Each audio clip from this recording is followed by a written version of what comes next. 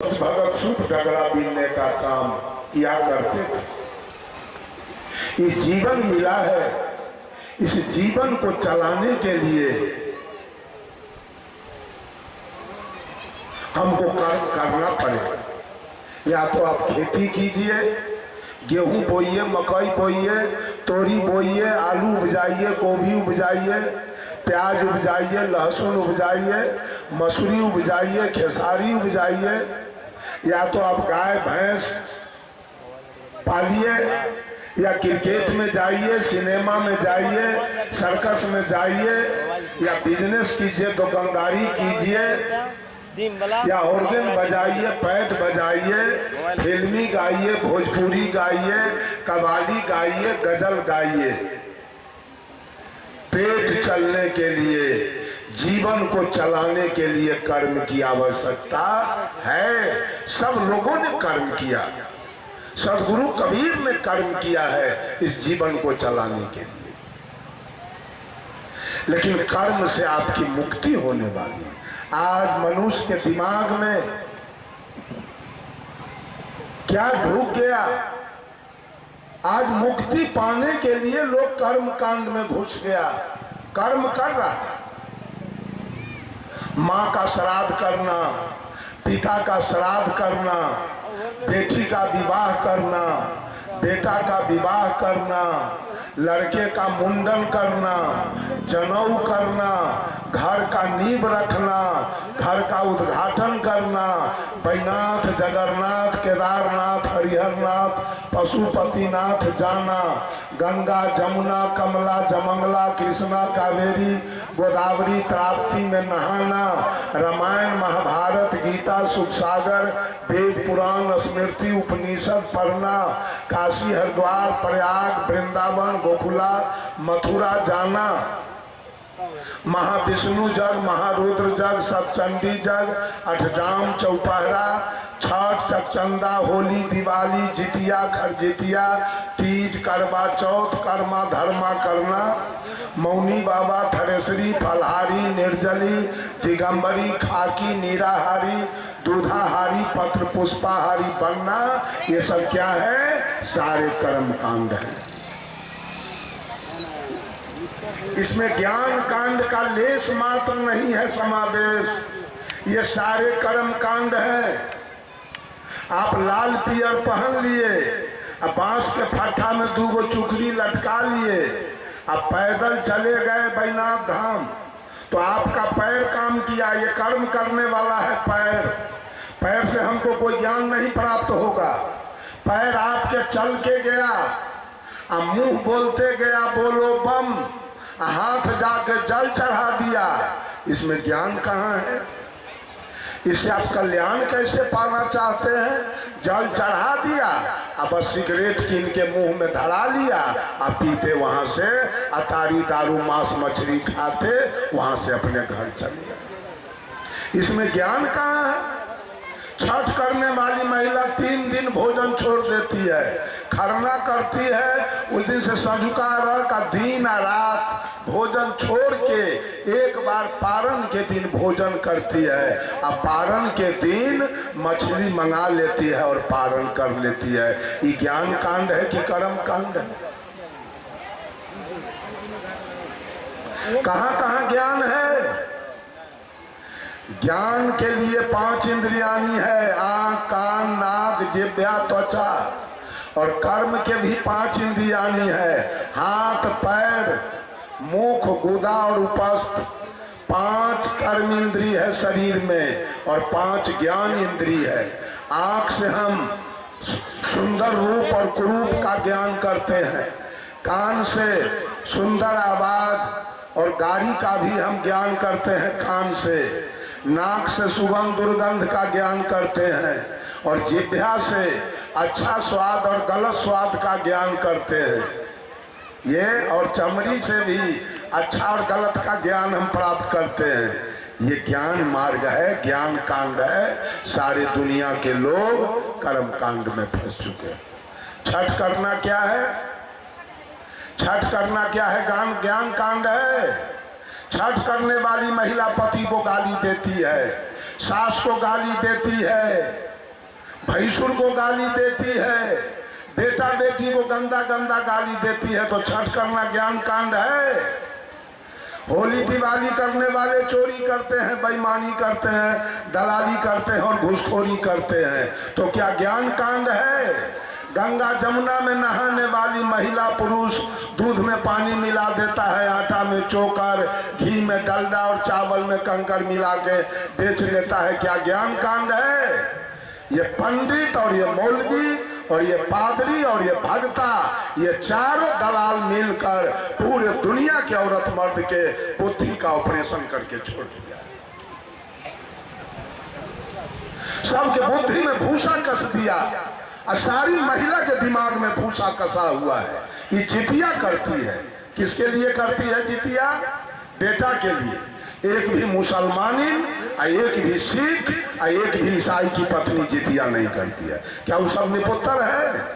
क्या उसके पास बेटा नहीं है?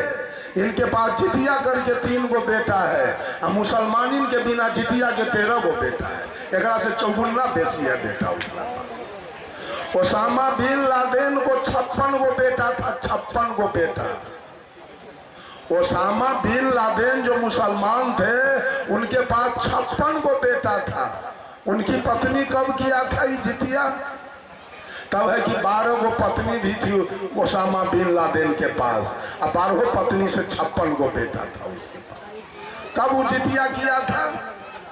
अभी हमारे रघुनंदन साहब बोल रहे थे मन से, ये दुनिया सुधरने वाला नहीं है और ये पंडित नहीं सुधरने देगा। ये महिला पुरुष दोनों मिलकर केवल आएगा, सुन लेगा, और फिर बात जहां के तहां फिर चलेगा। एक बोलो बम बैनाथ धाम जाने वालों से मैंने पूछा, इतना हल्ला करते हो बोलो बम बोलो बम, आखिर दुनिया में हर शब्द का अर्थ होता है, तुम्हारे बम शब्द का क्या अर्थ है? बम तो एक डकैत रखता है, बदमाश, आतंकवादी। तुम्हारा ही कौन बम है? इससे हमको भय होता है बम से। हुलकायल कुत्ता कभी शिकार नहीं मार सकता। ये दुनिया पंडित के हुलकायल है, ये शिकार कैसे मारेगा? इसको ज्ञान कैसे होगा? कहा हम नहीं जानते हैं। मैं कहा मैं तो जानता हूं। कहता आप बता दीजिए। मैंने कहा ये बम शब्द अशुद्ध है, शुद्ध है वाम शब्द। आज भी कम्युनिस्ट को लोग वामपंथी कहते हैं, वाम मार्गी कहते हैं, इसलिए कि महादेव जी वाम मार्गी थे। महादेव जी वाम मार्गी थे। और वाम शब्द की उत्पत्ति पंच मकार से हुई है। मौ से मछली, मौ से मांस, मौ से मदिरा, मौ से मैथुन और मौ से मुद्रा। जो मछली खाता होगा, जो मांस खाता होगा, जो मदिरा पीता होगा, जो मैथुन करता होगा, और जो हमेशा मुद्रा के चक्कर में रहता होगा, वो सब वाम मार्गी होगा और सब भोला का शिष्य होगा। आज एक एक वेश्या, पूरे विश्व की जितनी वेश्या है सब वाम मार्गी है। रात दिन वेश्यावृत्ति करती है, अब भोरे उठ के भोला को जल चढ़ाती है। जितना शिव चर्चा करने वाली महिला है वो सब वाम मार्गी है। रात दिन मछली मार के खाती है, अब पेट डूब गया तो जागा जागा महादेव बैठ करके करना शुरू करती है। ये सब वाम मार्गी।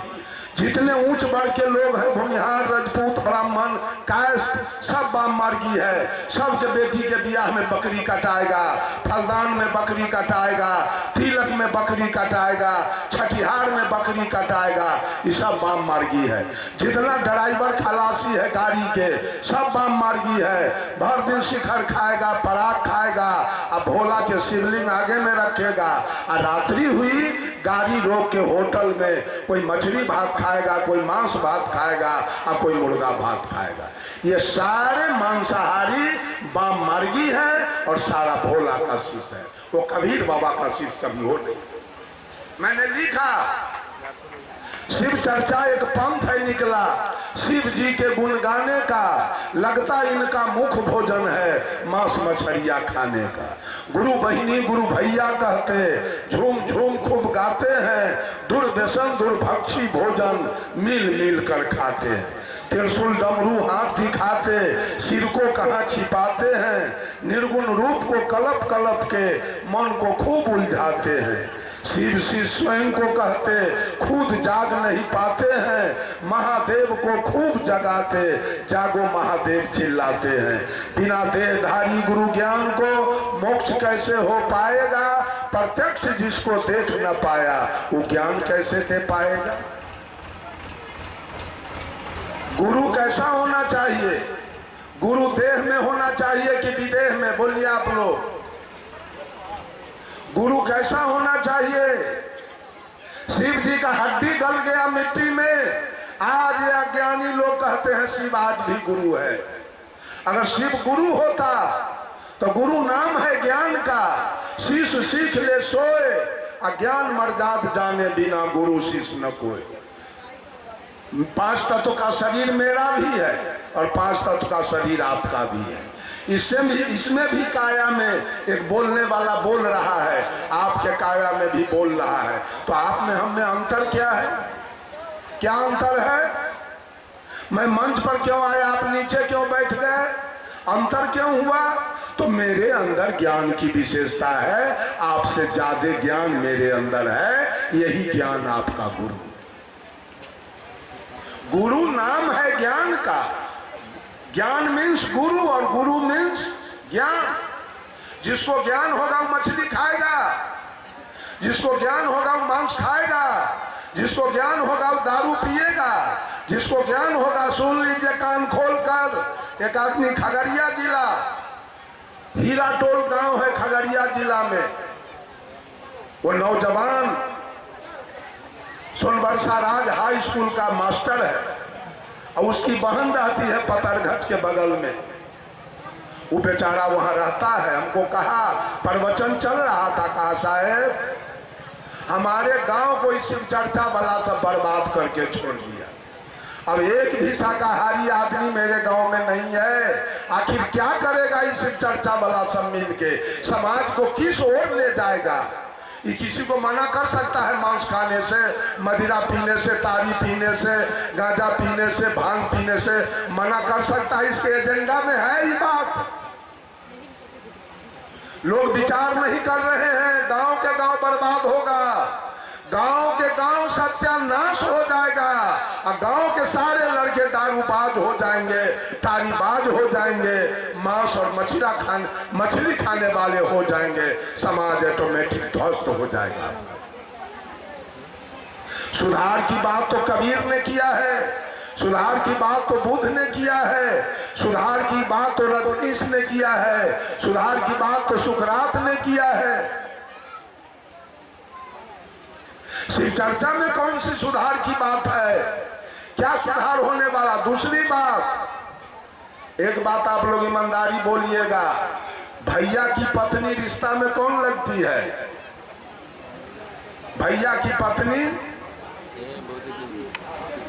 अगर हरिंदर भैया है तो नीलम को भाभी कहना चाहिए, कहना चाहिए ना। और ना अगर नीलम दीदी है तो दीदी के दूल्हा ये लगेगा रिश्ता में। कुछ नहीं है, रिश्ता भी यहाँ नहीं है, रिश्ता भी ध्वस्त है। एगो भैया एगो दीदी, कौन रिश्ता है पते नहीं चल रहा। इस सारा दुनिया कर्म कांड में लग गया। मुक्ति के लिए पंडित को बुला के आप श्राद्ध में लाते हैं तो ज्ञान कांड पढ़ाता है कि कर्म कांड? क्या कराता है? ओम पवित्रो स्वाहा 151 रुपया यहाँ रख। ये ज्ञान मार्ग है। आज तक पंडित के बात याद है एको गो मंत्र?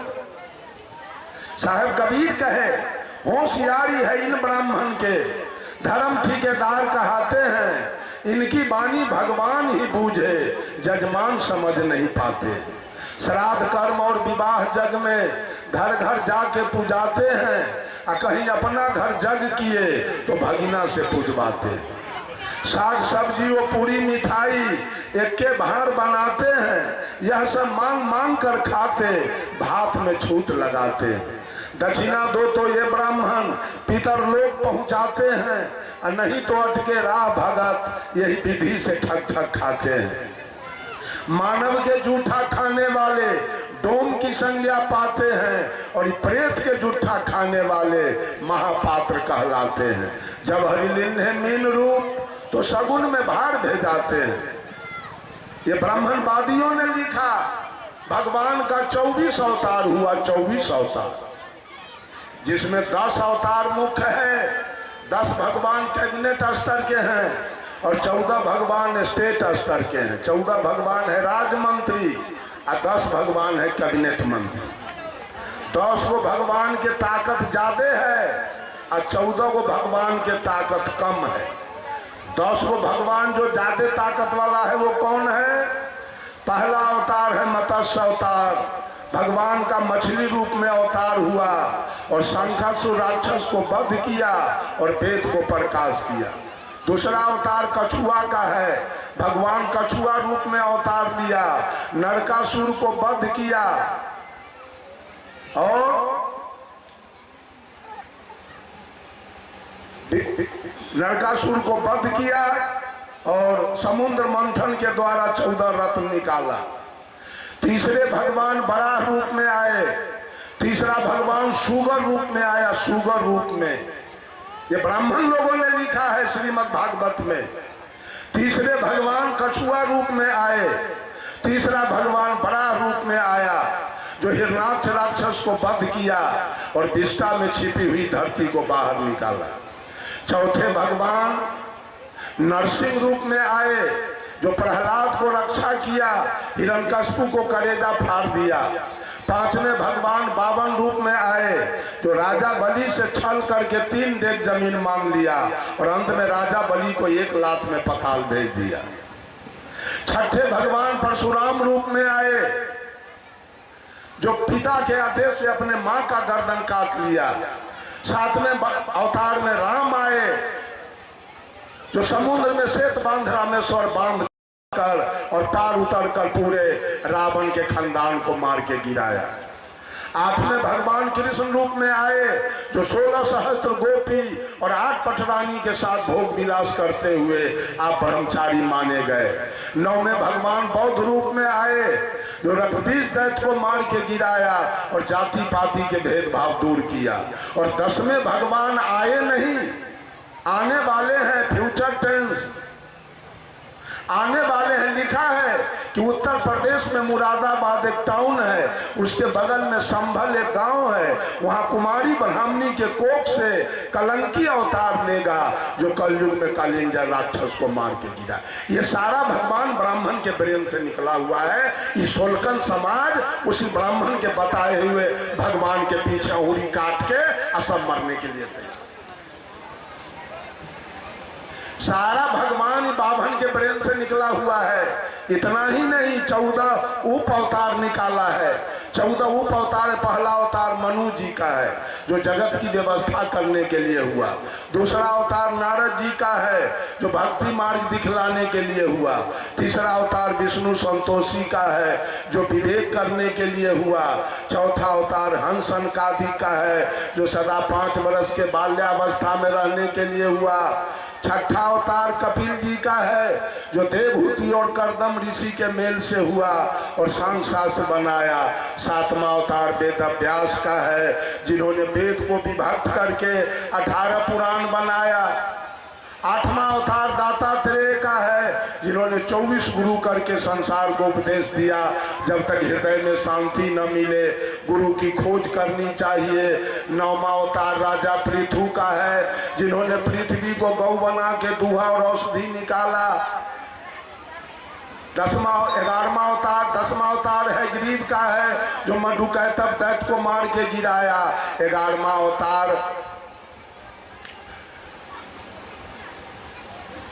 अवतार सनकादि का है जो विचार करने के लिए हुआ। 12वां अवतार धनवंतरी का है जो रोग नाश करने के लिए हुआ। 13वां अवतार नारायण जी का है जो धर्म भारजा से तप करने के लिए हुआ, और 14वां अवतार यज्ञ में इंद्र की कन्या से यज्ञ करने 24 भगवान ब्राह्मण के ब्रेन से निकला। इसी 24 भगवान के उसमें क्या लिखा? साहब कबीर कहते हैं पंडित जी से, ऐ पंडित तुम्हारे बात को मैं मान लिया कि भगवान का पहला अवतार मछली रूप में हुआ है। आप जितने जाति के लोग हैं सबके बेटा के विवाह में अरबा चावल और शक्कर हम लोग के इधर जाता है। अब आप लोग के इधर जाए चाहे नहीं हम तो नहीं जानते। बेटा के विवाह में 1 कुंटल अरबा चावल, 1 कुंटल मिश्री या शक्कर लेके रख के और तब लोग बरियात ले जाते हैं।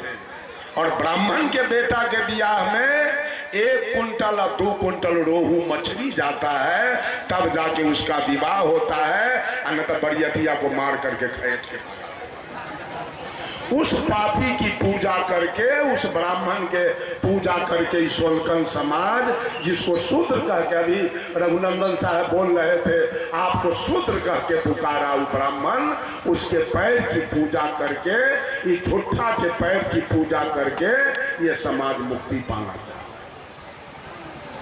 जो हमारे संत मंच पर बैठे हैं वो बीड़ी नहीं पीते हैं, वो सिगरेट नहीं पीते हैं, वो चाय नहीं पीते हैं, वो जर्दा किमाम नहीं खाते हैं, वो शिखर पराग नहीं खाते हैं, वो मांस मछली नहीं खाते हैं, वो तारी दारू नहीं पीते हैं, वो गांजा भांग नहीं पीते हैं, वो चोरी नहीं करते हैं, वो मिलावटबाजी नहीं करते हैं, वो दलाली और घूसखोरी नहीं करते हैं। लेकिन दलाली और घूसखोरी करने वाले की आज पूजा चलती। जितना कर्म आप करते हैं उससे ज्यादा गंदा कर्म ब्राह्मण करता है।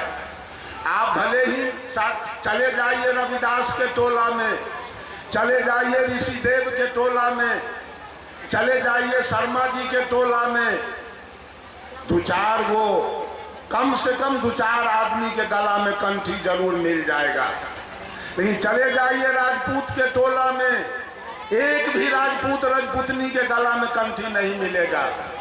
चले जाइए भूमिहार के टोला में, एक के गले में कंठी नहीं मिलेगा। वो पूछेगा आपसे मालाधारी हो कि सूताधारी। अगर आप उसके यहाँ चले जाइए तो पूछेगा आपसे मालाधारी हो कि सूताधारी। कह दीजिए मालाधारी है तो कहेगा ये सोलकन है। कंठी वाला को लोग सोलकन कहता है, मालाधारी है तो सोलकन है, और सूताधारी कह दिए तब कहेगा ये ऊंचे जाति के। सूताधारी मतलब जनेऊ, अगर जनेऊ वाले हैं तो ऊंचे जाति के लोग हैं, अगर कंठी वाले हैं शाकाहारी तो जान जाएगा ये नीच जात सोलकन जाति।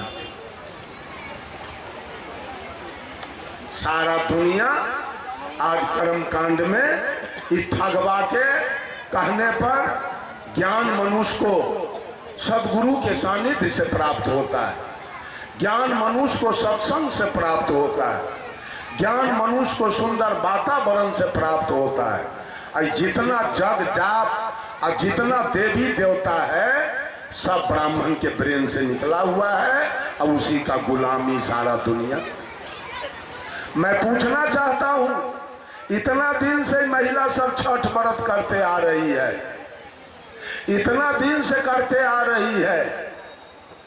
अगर छठी मैया कुछ देने वाली है तो इस सब के घर में कई गो इंजीनियर डॉक्टर आज तक पैदा हुआ? सारा इंजीनियर डॉक्टर वो ब्राह्मण के घर में, राजपूत के घर में और कायस्थ के घर में जाके पैदा लिया। इस छठी माई के तो एक सूप आग उठा के रख देना चाहिए कि जड़ जाए उसी। आपको क्या दिया छठी माई आज तक? कै गो बेटा आपका इंजीनियर हुआ, कै गो बेटा डॉक्टर हुआ? दुर्गा जी के खोइछा भरते भरते मर गई, अब बहुत महिला निपुत्र मर गई, खोइछा भरते भरते निपुत्र रह गई। एक बेटा का मुंह नहीं देखा, एक बेटी का मुंह नहीं देख सकी। तो दुर्गा जी क्या दिया? भोला की यात्रा करते करते मर गए, और 5 कट्ठा से 6 कट्ठा जमीन नहीं हुआ। और चलिए भूमिहार ब्राह्मण राजपूत के 200 बीघा के प्लॉट, 300 बीघा के प्लॉट, 100 बीघा, 50 बीघा का प्लॉट उसका पड़ा हुआ है। भोला ने उसको दिया, आपको भोला ने क्या दिया? आपको तो भोला को एक सुपार उठा के रख देना चाहिए कि डर जाए उसी में भोला। कहीं ज्ञान नहीं, कहीं एक पैसा ज्ञान नहीं। सब लोग परंपरा में फंसे हुए हैं, सब लोग एक दूसरे के देखने में फंस चुके हैं। ज्ञान कहाँ है? कर्म कीजिए, अपने अपने बेटा बेटी को पढ़ाइए, अपने माँ बाप का सेवा सत्कार कीजिए, अपने गुरु का सेवा सत्कार कीजिए, खेती बाड़ी कीजिए, माल मवेशी पालिए, नौकरी चाकरी कीजिए, बिजनेस व्यापार कीजिए, सिनेमा सर्कस में रहिए, क्रिकेट में रहिए, नाच सिनेमा में रहिए, पैसा कमाइए और अपने जीवन को सुखी और संपन्न बनाइए। कर्म होगा इसके लिए, मुक्ति के लिए, कर्म से मुक्ति के लिए तो ज्ञान चाहिए। मुक्ति के लिए कोई कर्म की आवश्यकता नहीं है। सारा दुनिया कोई ब्राह्मण अपना पेट पालने के लिए, अपना परिवार को पालने के लिए, अपने बेटा बेटी को इंजीनियर डॉक्टर बनाने के लिए, अपना महल मकान बनाने के लिए, अपना जमीन खरीदने के लिए सारे जजमान को गच्चा में फंसा के ही रखा है। हर जगह जगह पर इसे जब करवा करवा करके अब माल ठग ठग करके अपने घर ले जा रहा है। ईमानदारी बोलिए, इतनी माँ बहनें बैठी है और इतने आप लोग पुरुष लोग बैठे हैं, कोई ईमानदारी से बोले कि पंडित मेरे यहाँ आया और मुझको सजेशन दिया कि माता पिता की सेवा करनी चाहिए, कोई बोलिए तो उठ के खड़ा होके ऐसा सजेशन दिया है? पंडित कभी कहा कि बेटा को पढ़ाना चाहिए, बेटी को पढ़ाना चाहिए, ऐसा कभी बोला? पंडित कभी कहा खैनी नहीं खाना चाहिए, बीड़ी नहीं पीना चाहिए, मांस नहीं खाना चाहिए, मछली नहीं खाना चाहिए, तारी दारू नहीं पीना चाहिए, ऐसा कभी कहा?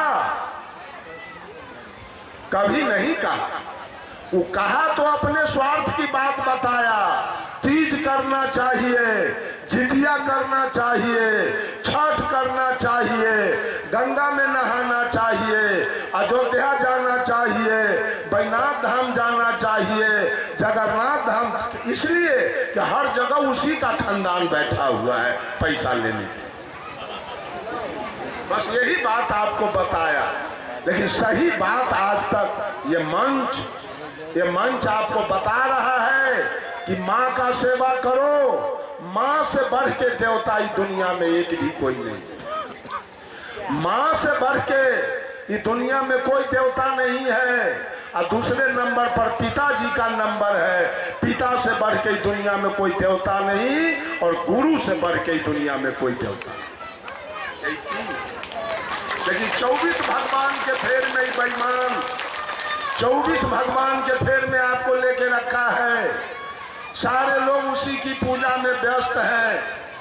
उसी की पूजा करते करते, बनिहारी करते करते, मजदूरी करते करते हमारे लोग मर रहे हैं। और राज कर रहा है वो, कुर्सी पर बैठ के राज कर रहा है वो।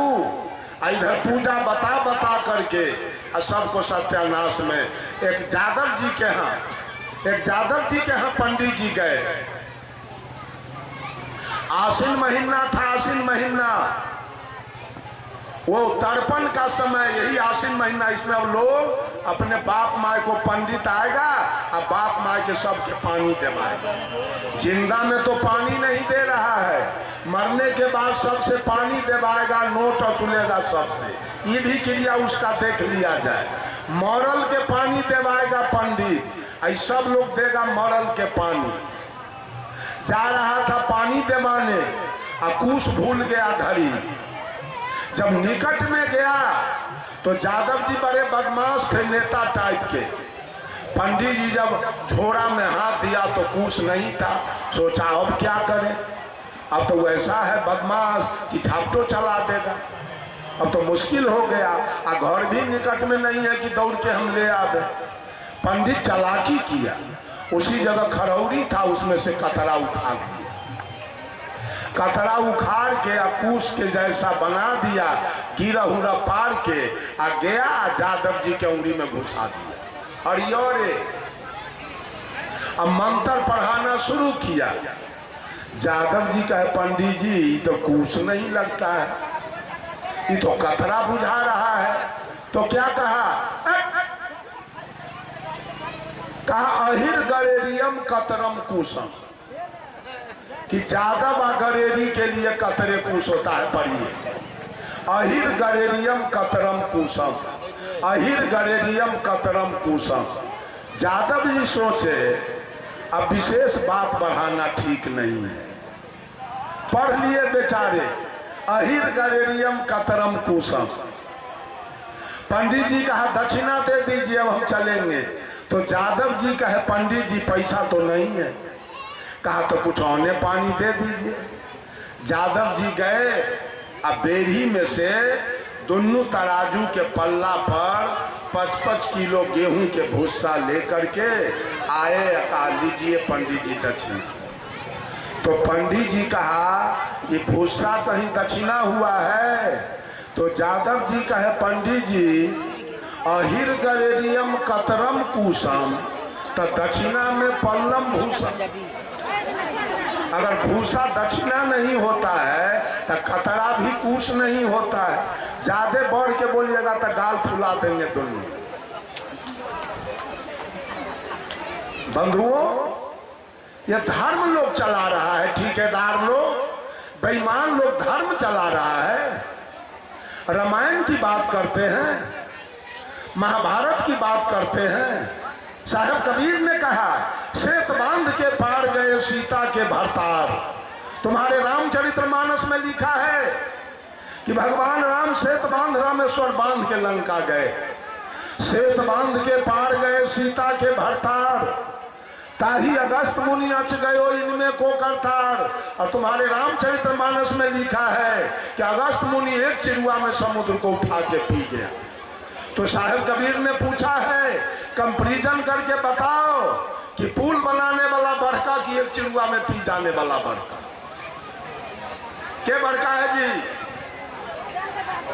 बड़ा कौन होगा, पुल बनाने वाला कि एक चिड़ुआ में पीने वाला? पीने वाला का कौन पूजा कर रहा है? सब पुल बनाने वाले के फेर में है। कबीर साहब ने कहा गिरवर धारे कृष्ण जी, गिरवर धारे कृष्ण जी, धौलागिरी हनुमंत, अशेष नाग सब सृष्टि संहारे। तो तीनों में के भगवंत? अरे गोवर्धन को कृष्ण ने उठाया, धौलागिरी को हनुमान ने उठाया, तुम्हारे ग्रंथ में लिखा है। गोवर्धन को कृष्ण ने उठाया, धौलागिरी को हनुमान ने उठाया, और पूरे धरती को शेष नाग ने उठाया। तो कंपैरिजन करके बताओ जो तीनों में बड़का के? शेषनाग के पूजा क्या करता है? शेषनाग के देख लेगा तो मार सोटियन से उसका थूथना थूर देगा इसी जगह। फिर सदगुरु कबीर कहते हैं काटे बंधन विपत्ति में कठिन कियो संग्राम, मैं तो ही पूछो पंडिता गरुड़ बड़ा की राम। जब राम नाग फांस में बंध गए थे तो काटा कौन? तो गरुड़ बड़ा की राम बड़े। कहीं न्याय नहीं है, कहीं न्याय नहीं है। ये झूठा दुकानदार सब झूठ के दुकानदारी रख रख के अब पैसा ठग ठग के खा रहा है। ये कबीर के और बुद्ध के सिद्धांत के सिवा और जितना सिद्धांत चल रहा है सब ठग है, एक नंबर के अब पैसा ठग के खाने वाले। राम और कृष्ण के नाम पर, अब भोला ब्रह्मा विष्णु के नाम पर पैसा ठग ठग के खाया जा रहा है और कहीं कुछ दिखाई नहीं दे रहा।